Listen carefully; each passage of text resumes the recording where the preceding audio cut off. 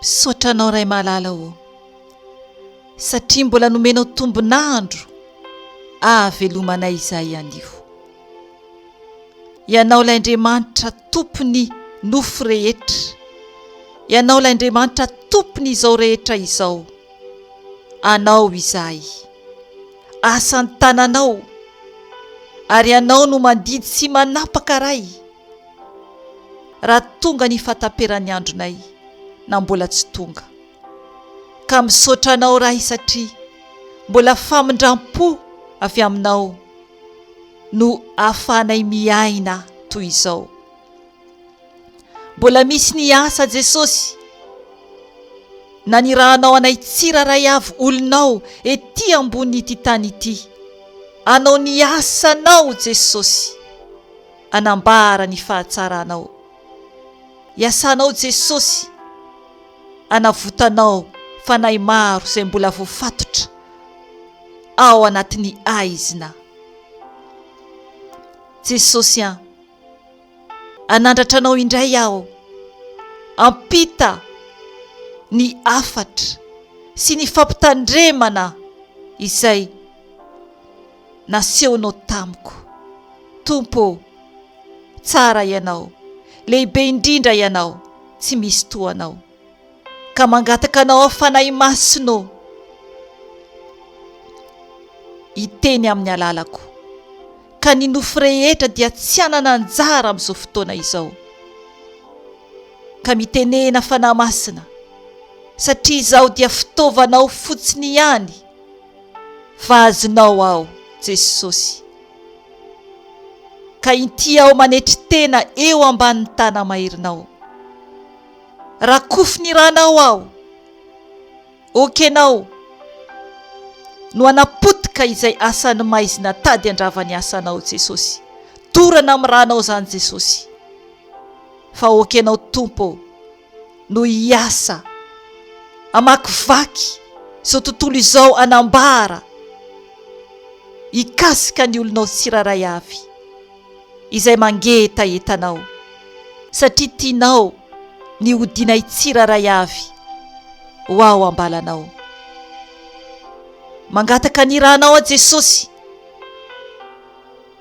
andrakotra izao asanao izao. Nisaotra ny eo anao, dera ho anao, hatramin'ny taloha indrindra, tsy ankehitriny aro mandrakizay doria. Misaotra Jesosy. Amen. Mbola faly miarabanao amin'ny anaran'i Jesosy Tompo aho anio alakamisy 9 ny volana Jona 2022. Ry havana, ny fijoroana vavolombelona izay hozaraiko anio dia maromaro no ataoko ato anatin'ity video ity. Alohan'izay dia amaky tenin'Andriamanitra isika. Ny amin'ny fijoroana vavolombelona anio dia momba ny amin'ny fitanjatanjahana anankiray izay dia misy sasany vitsivitsy manambara ihany koa momba ny amin'ny zavatra izay anaovantsika tsy akasitrahan'Andriamanitra. Ny vehivavy izany no tena voalaza ao anatin'ilay nofo izay naseho an'ny Tompo tamiko. Kanefa ny lehilahy dia voakasika ihany koa arakaraky n'izay anaovanao. Alohan'ny hitantarako izany dia ovakintsika aloha ny tenin'Andriamanitra vitsivitsy izay nomeny Tompo anamarinana izay holazaiko rehefa avy eo. Ka horaisintsika ny tenin'Andriamanitra ao amin'ny Genesisy 3, ovakintsika ny 7 dia ny 120 ihany. Ovakintsika ireo amin'ny anaran'i Jesosy Tompo. Dia nahiratra ny mason'izy mivady, ka fantany fa mitanjaka izy ireo, ary nanjaitra ravinaviavim-bazaha izy mba anaovany sikina. Amen. Dia ovakintsika koa ny 1:20. Ary ny Tompo Andriamanitra nanamboatra akanjo hoditra ho an'i Adama sy ny vadiny, ka nampiakanjo azy ireo. Amen. ry havana ny tenin'Andriamanitra eto dia manambara an'Andriamanitra nampitafy any Adama sy Eva vadiny. Eo amin'ny 17 dia nanambara fa izy mivady ihany no nanjaitra ravinaviavim-bazaha mba anaovany sikina. Zany hoe ny zavatra nozairin'izy ireo hitafian'izy ireo dia ravina. Zany hoe tsy afaka nanafenana ny fitanjahan'izy ireo. Izay no nahatonga an'Andriamanitra nanamboatra akanjo hoditra ho an'izy mivady ka nampiakanjo azy ireo. Tena hoe clair mihitsy zany ny tenin'Andriamanitra eto. I Andriamanitra mihitsy no nanamboatra akanjo hoditra ho an'i Adama sy ny vadiny ka nampiakanjo azy ireo. Ry havana, io teny io no nomeny fanamasina voalohany anazavana, anambarana ny amin'ny tsy maintsy hitandremantsika, ny amin'ny fitafiana izay anaovantsika. Eto dia akanjo hoditra. Zany hoe ny hoditra dia tena sarotra ho rovotra mihitsy. Fa tsy maintsy maka hety isika anetezana anazy.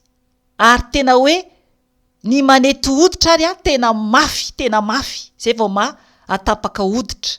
Raha maka antsy moa isika dia tena mbola mafy ihany koa ny anapaka an'ilay hoditra. Ary tsy azontsika rovitina amin'ny tanana mihitsy ny hoditra. Izay no nahatonga an'Andriamanitra nanao an'io akanjo io ho an'izy ireo. Zany hoe zavatra sarotra simba. Ny tantara eto dia fantatsika fa tsy hiditra lalina amin'iny ahako. Momba ny amin'ny Adama sy Eva izay nanota tao amin'ny Saedena. Fantatritsika rehetra io tantara io. Ary miangavy ianao foana ako amin'ny anaran'i Jesosy amaky ny tenin'Andriamanitra mba hahalalanao bebe kokoa, satria arakaraka ny amakiantsika tenin'Andriamanitra no ampianarany fanahin'ny Tompo antsika ny teniny. Amen. Dia vakiantsika ihany koa ao amin'ny toko 7 ao amin'ny Genesisy ihany. Io anankiray io dia momba ni Noa. Genesisy toko 7 horaisintsika fotsiny ny eo amin'ny 9 ka hatramin'ny 15. Dia hovakiako izany amin'ny anaran'i Jesosy Tompo. Ary tonga mpamboly Noa ka namboly voaloboka. Ary nisotro divay izy ka mamo. Dia nanary lamba izy ka nitanjaka tao anatin'ny tranolainy. Ary hitany ama rainy Kanana ny fitanjahany rainy ka nambarany tamin'ny rahalainy roalahy teo ivelany izany. Fa nakalamba i Sema sy Jafeta ka noentin'izy mirahalahy teo antsoriny io. Ary nanao dia mianotra izy ka nandrakotra ny fitanjahany rainy. Ary ny tavany dia tsy nanatrika ka tsy hitany ny fitanjahany rainy. Dia nahatsiaro i Noa rehefa afaka ny amamony ka nahafantatra izay nataony zanany faralahy taminy, dia hoy izy ho voaozona anie i Kanana, ho tena mpanompon'ny rahalainy anie izy. Amen. Ajanontsika treo ry havana. Eto ny tenin'Andriamanitra dia manambara fa mamodivay i Noa. Ary noho izany dia nanary lamba izy ka nitanjaka. Zany hoe ny fahamamona aloha dia efa tsy eken'Andriamanitra, satria ao amin'ny Korintianina voalohany toko 9 andininy 7 ka hatramin'ny 10 dia manambara ny tenin'Andriamanitra fa ny mpimamo dia ao anatiny tsy andova ny fanjakan'Andriamanitra. Miangavy ianao amaky an'izay satria maromaro ny voatonona ao ny amin'ny zavatra izay avery any amin'ny afobe, satria rehefa tsy andova ny fanjakan'Andriamanitra dia any amin'ny afobe. Dia toizako ilay ato amin'ny Genesisy toko 7 teo. dia ity tantara ity tsy hiditra lalina amin'io ahako fa azavaiko kely fotsiny. Teto dia ilay zanany faralahy Ama no nahita ny rainy ny tanjaka. Nefa ny eto dia ny tenin'Andriamanitra hoe tao anatin'ny trano layany zany no nisy ny Noa. Dia ilay zanany faralazany nahita ny papany ny tanjaka.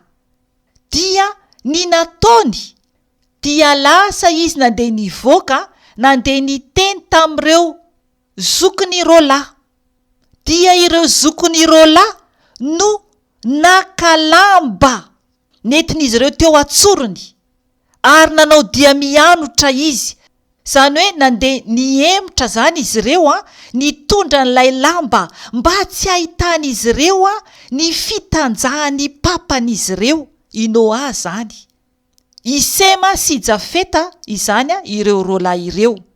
Zany hoe niemotra zany izy ireo namindra, tsy nanatrika, dia nandrakotra ny fitanjahany rainy izy roalahy. Ary noho ny avy eo, noho ny efa afaka izany ny amamony Noa, dia fantany zavatra niseho fa ilay zanany faralahy nahita azy ny tanjaka.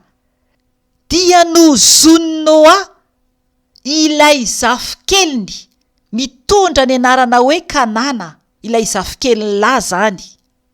Ry havana, io tantara io dia mampitandrina antsika tsiraray avy fa tsy azontsika atao mihitsy ny mitanjatanjaka eo anatrehan'ny olona rehetra na iza izany. Dia mbola maki tenin'Andriamanitra anankitelo izay nomeny fanahy masina koa ako dia ijoro vavolombelona ako avy eo. Isaia 7:7, ny 5:4-5. Ovakiko amin'ny anaran'i Jesosy Tompo. Alaivy ny vato fikosoam-bary, ka kosohy ny koba, esory ny fisalobonanao, akaro ny morotongotra akanjonao, aoka iseho ny fenao, ka miroboa mita ny ony, iseho ny fitanjahanao, eny ho hita ny fahamenaranao, hitondra famaliana ao, ka tsisy olona ahasakana ay. Amen. Ry havana, ny tenin'Andriamanitra eto dia manambara ny fitafiana izay mihaja izany manarona ny tena ny vehivavy ao anaty tenin'Andriamanitra, ao anaty baiboly.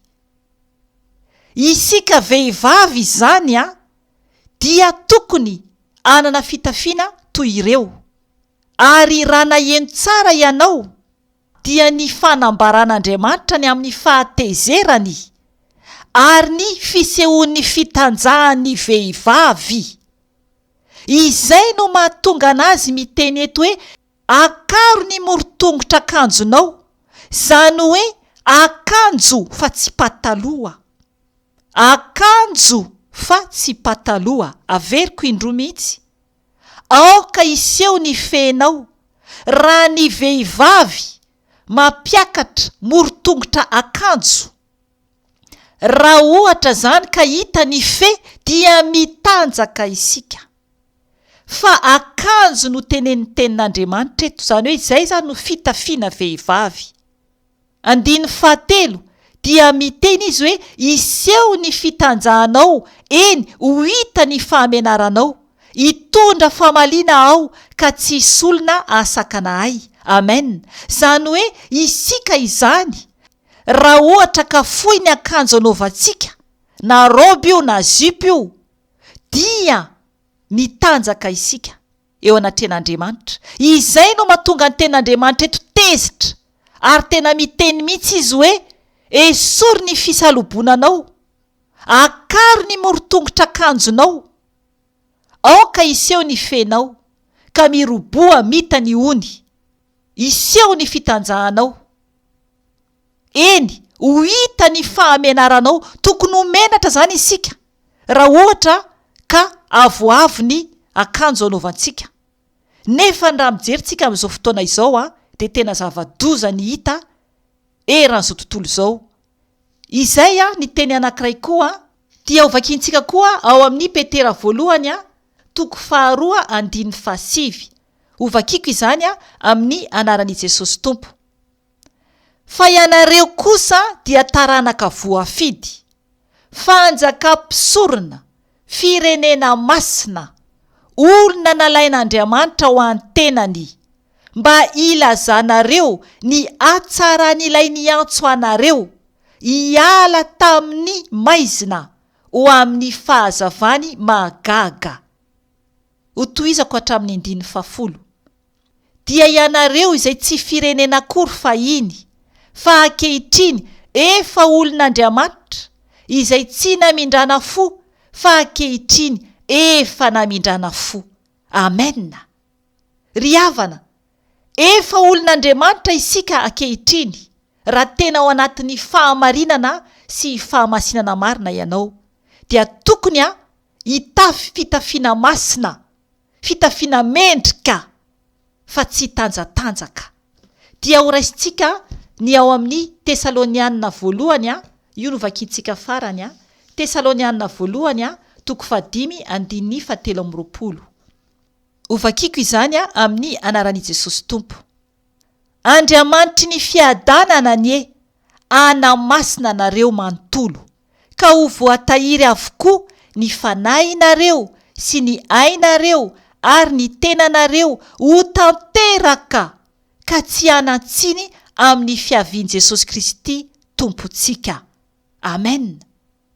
Eto izany tenin'Andriamanitra dia manambara fa izy Andriamanitra mihitsy no anamasina antsika, ny tenantsika zany manontolo, dia tononony mihitsy hoe ny fanahinareo, ny ainareo, ny tenanareo ho tanteraka, ka tsy hanantsiny amin'ny fiavian' Jesosy Kristy Tompontsika. Tokony ho izay mihitsy isika tsiraray avy eo anatrehan'Andriamanitra, ho voatahiry ao amin'Andriamanitra mihitsy zany ny momba antsika manontolo, zay isika voatafiditra ny lanitra tompoko. Ireo tenireo no nomeny fanahy masina. Ry havana, ijoro vavolombelona ako, taona vitsivitsy izay dia nananatra ahy ny fanahin'ny tompo, ary ny teny no teneny tamiko dia tena entitra izy ny teny tamiko. Ohatraohatran'izao no teny no tenen'ny fanahin'ny tompo tamiko. Hoy izy miantso ahy: aza mitanjatanjaka eo imason'ny zanakao lahy intsony ianao. Ohatrohatr'izay ny teneny tamiko, satria ry havana, ny natonga ny tompo nananatra ahy, dia tiany tompo ao hiova tanteraka eo anatrehan'ilay zanako lahy, satria no nefa nanova ahy izy, dia tsy tiany intsony ahako ho hitany zanako lahy eo anatrehany, na dia hoe zavatra kely ara hoe tsy mety ho hitany zanako lahy amin'ny tenako. Ame ohatra anankiray ahako amintsika vehivavy zany, ny t-shirt anaovantsika dia tokony tsy manify intsony, na ny soutien anaovantsika dia tokony tsy soutien an'izao tontolo izao intsony, satria misy karazany roa tompoko. Misy ireny le ohatrany hoe misy vy ireny, le mampibontsina nono ireny, tsy azontsika anaovana ireny, fa soutien tsotra lamba, izay no nampianarin'ny fanahy masina tamiko. Tsy azontsika atao ireny soutien manify ireny, ohatra misy sary sy mampatonga ny devoliny fijejejona ireny, tsy azontsika anaovana ireny, fa mila soutien tsotra, de t-shirt matevina, ary tsy azo atao intsony koa ny manao t-shirt le milatsaka ohatrany hoe plongé eto devant, ohatrany hoe midina eto devant, hita mihitsy ny nononao rehefa miondrika ianao. Mialatsiny amin'ny fiteny, tsy azo atao izany tompoko, fa tsy maintsy isika manafina ny momba ny tenantsika. Ny zipo anaovantsika dia tsy maintsy lava, Tsy azo atao mihitsy ny mitanjatanjaka na eo amason'ny zanak'aolahy na amason'olona ny velany izany na amason'olona hafa na amasona vehivavy ary. Tsy azo atao. Fa mila isika amin'ny fitafiana mendrika eo anatren'Andriamanitra. Tena mila mitandrina be isika. Ny zanako lahy tamin'izany mbola kelikely ihany, nefa ny tompo dia efa nananatra ahy hoe tsy azonao atao intsony, satria tena fahazarako mihitsy. Ary maro koa ny reny toy izany. Na ohatra raha hoe mandeha mipipi ao kabone, dia zanakalahy eo ihany akaiky eo ihany manaraka satria mbola kelikely. Tsy azontsika atao intsony izany tompoko. Mila isika manaja ny zanakantsika, na lahy io na vavy. Jerevy ny tantara Noa izay novakiantsika teo. Fa tena hoe nozoniny ilay zafikeliny tamin'ny zanany faralahy. Le zanany faralahy no nahita ny fitanjahany, nefa n'ilay zafikely no nozoniny. Zava-doza. Teneny tenin'Andriamanitra mihitsy. Mila zany isika tena hoe mitandrina tanteraka eo anatrehan'ny zanakantsika, na ny any ivelany ary, na ny havana io na iza io. Izaho koa raha dia notenen'ny tompo mihitsy koa ny amin'ny zanako vavy, fa tena hoe tsy azo atao. Fa izaho amin'ny hoe amin'ny manako hoe maman dia nieritreritra hoe mety amiko ihany na dia hoe zanako vavy raha eo akaiky eo. Fa tsy neken'Andriamanitra, fa mila isika mifanaja.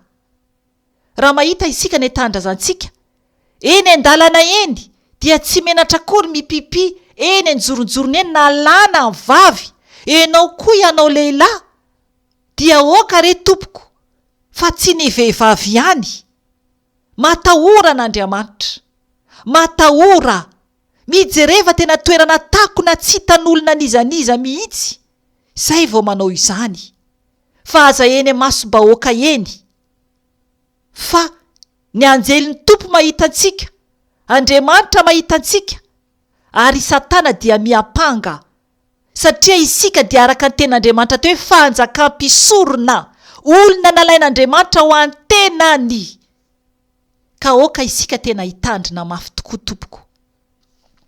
Ry havana, indray andro tamin'ny taona lasa dia nangataka tamin'ny tompo aho hoe Jesosy slipy manao ahoana no tianao ho anaovako. Eny ry havana, satria te hiditra ny lanitra ako, ary na zavatra kely sy bitika amin'ny fiainako ary, dia anontaniako an Jesosy, satria miteny ny tompo ary mampianatra izy ary manova izy. Ny fanahin'ny tompony eo amintsika. Dia nangataka tamin'ny tompo ahako, dia nampanofisy ny tompo ahako. Ny alakamisy fa 12 ny volana Novambra ifoa ny zoma fa 12 ny volana Novambra 2021. Nampanofy ahy Jesosy nahita ako slipy matevina izay efa hitako tany am-pivarotra izy io. Slipy matevina fa tsy manify akory. Hoe ohatran'io izany no tokony hovidiko anaovako. Aleloia! Tsara ny tompo. No ny avy eo ry havana, 2 volana mihoatra kely tao aorianan'izay, alarobia fa 12 ny volana Desambra 2021 ihany, raha nivavaka ny maraina aho, dia mbola nampianatra ahy ny fanahy masina. Ny baiko ahy izy ny teny tamiko anariko ny slipy izay mbola nisy tato amiko slipy kely zany hoe misy karazany roa ny slipy raha mijery ianao, karazany 3 mihitsy moa izany. Misy le slipy ohatra le fiten'olona reny hoe string reny aloha dia tena efa anjezebela ireny, tena tsy miteny rehefa tonga dia any amin'ny afo be reny tsy tononona akory ara ireny. Fa misy zany slipy anankiroa, ny iray le tsotra, ny anankiray ilay miakatra eo akaikaiky ny foatra eo matevina tsara en coton, izay no tiany tompo anaovantsika anatin'ny fitafiana masina, fa tsy ilay slipy tapatapana ohatran'ilay mbola lamody reny. Tsy azontsika anaovana ireny, fa tena nampahafantarin'ny tompo ay mihitsy fa ireny slipy ireny dia mbola maro ny vehivavy tafiany fanahy manambady amin'ireny slipy ireny, satria tsy avy amin'Andriamanitra ireny, fa zavatra maloto ireny. Izay no nahatonga ny fanahin'ny tompo ny teny tamiko tamin'io alarobia maraina io hoe ario ireo slipy kely ireo fa ny lehibe no tazomina. Dia notazomiko zany ry havana ny slipy lehibe sasany tato aminahako, nefa tamin'ireo nisy ny tena hoe manify zany, tsy tena hoe matevina, fa le izy zany lamba ihany zany fa manify. Dia noho ny aveo mbola nampanofisy ny tompo indray ahako ny alakamisy fa 13 ny volana marsa 2022 ny divaraina teo eo zany. Zany hoe manana faharetana amintsika Jesosy. Aleloia ho an'Andriamanitra, aleloia.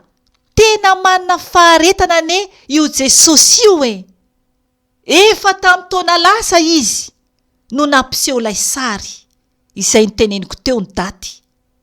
Dia nividy ako ohatrany tamin'ilay sary zany no novidiko. Dia noho ny aveo dia araka niteneniko teo vao tamin'ny 13 marsa tamin'ity taona ty no nampanofy ahy Jesosy. Divaraina teo eo zany ny nofy azoko ry havana de izao. Hitako aho tao anatin'ny nofy nanao slipy manify dia tsy miakanjo ambany, zany hoe ohatrany mitanjaka zany. Manao slipy manify dia tsy manao akanjo ambany. Dia noho ny maraina dia izay no natonga ny fanamasina nanazava bebe kokoa hoe ilay slipinao lehibe ireo zany fa manify ireo dia toy ny mitanjaka ihany ianao manao an'izy ireo, fa mila arina daholy ireo slipy lehibe izay manify ihany koa. Aleloia, voninahitra ho an'Andriamanitra. Izay ry havana ny fampianarana fahamasinana maromaro naseho an'ny tompo tamiko. Dia tao anatin'izay ihany koa dia nampahafantarin'ny tompo ahy ihany koa tao anaty nofy ny momba ny amin'ny salaka, satria nantany any tompo ahako. Dia nampahafantarin'ny tompo fa tsy mety amintsika vehivavy tompoko ny manao salaka ohatra ny fomba ny vazaha. Eny, satria ny vazaha no zatra manao an'le salaka amboarina, ilay fitenin-jareo hoe serviette hygienika ireny. Fa isika gasy dia zatra no tezaina tamina salaka lamba fa manaraka ny fomba-bazaha. Manaraka ny fomba-bazaha. Na ny any Madagasikara ary dia efa misy lasa mangalatahaka ny fombana vazaha, nefa tena zava-doza amin'ny fahasalamantsika io ary tsy akasitrahan'Andriamanitra. Naseho any tompo ay tao anatin'ny nofy izany tompoko. Naseho any tompo ay tao anatin'ny nofy. Tamin'ny alakamisy faharoa ny volana Desambra ifoany zoma fahatelo ny volana Desambra 2021 no nampisehon'ny tompo ay tao anatin'ny nofy izany.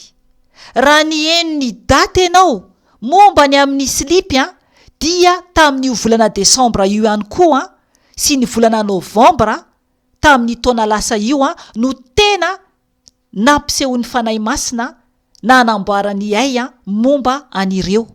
Tena mampitandrina zany ny tompo amintsika fitiavana lehibe ary mbola nitoy io iaho hatramin'ny volana marsa teo mombany amin'ny ilay slipy. Dia tamin'io ry havana nanotany any tompo aho satria nahita témoignage momba n'io hoe tsy azo anaovana ny salaka serviette hygienika ohatran'ireny. Dia nanontany any tompo aho satria za manontany any tompo foana zany, ary rehefa manamarina amiko ny tompo de izay vao mino tanteraka ahako. Ry havana, tamin'io fotoana io dia nampanofy ahy Jesosy. Tamin'io andro alakamisy io ifoan'ny zoma hoy aho teo. Nampanofisy ny tompo ary aho. Hitako salaka anankiray mivelatra zany izy io. Dia hitako ohatrany manonja velona zany ilay salaka, ohatrany manonja mihetsika zany ilay salaka. Nampahafantariny fanahy masina tamiko fa ohatrany biby ihany zany ny produit ampiasain'izy ireo ao anatiny ireny salaka amboarina ireny, izay mahatonga cancer amin'ny vehivavy ary mahafaty mihitsy ary. Afaka mitady ianao amin'ny internet ary tena marina fa tena danger ho an'ny fahasalamana mihitsy izy ireny. Fa ny tompo nampahafantatra tao anatin'ny nofy, hitako zao mihitsy mihetsika velona ilay salaka any amin'ireny mpivarotra ireny. Ry havana, talohan'izay tsy haiko volana maromaro angambany na tao aorianan'izay satria tsy tadidiko tsony ilay volana na daty, dia nanontany koa ako momba ny amin'ny protège slip. Dia naseho any tompo tamiko indray avy amin'ny alalan'ny tenako mihitsy no naseho any tao anatin'ny nofy, satria zako anisan'ny mpanao an'ireny teo aloha, ilay vidiana amin'ny magasin zany le protège slip kely reny. Dia naseho any tompo ahy fa hitako hoe mikramborambo zany amin'ny fe izy reny ohatrany ruban milatsaka zany amin'ny sisina fe, ohatrany tady lavalava maro be amin'ny fe. De tena naharikoditra ako, de tarina n'iny tompoko de nahariko daholy ny protège slip tato amiko. Dia nibaiko ahy ny fanahy masina hoe mila ko manjaitra ho ahy atao lamba, dia notanterahiko ny baiko ny fanahy masina. Dia nahandraitra aho na salaka izany na protège slip fa lamba, ary tena isaorako an Jesosy lehibe fa fampitandremana lehibe no nomeny mba tsy avery ny fanahyko any amin'ny afobe. Ry havana, tiantsika ny tompo, mananatra antsika foana izy ary mitarika antsika miay tsara hatrany, mandra-pahatonga antsika any an-danitra. Aoka isika tsy hiay an'izao fiainana mandalo izao. Aoka isika tsy hanaraka ny rendrarendra sy ny fomba n'izao tontolo izao, fa mampivarina antsika any amin'ny afobe izany tompoko. Fa aoka isika tena hiverina ny fiainana tsotra indrindra, tahaka ny fiainana nandehanan'ireo mpanompon'Andriamanitra rehetra efa lasa teo aloha.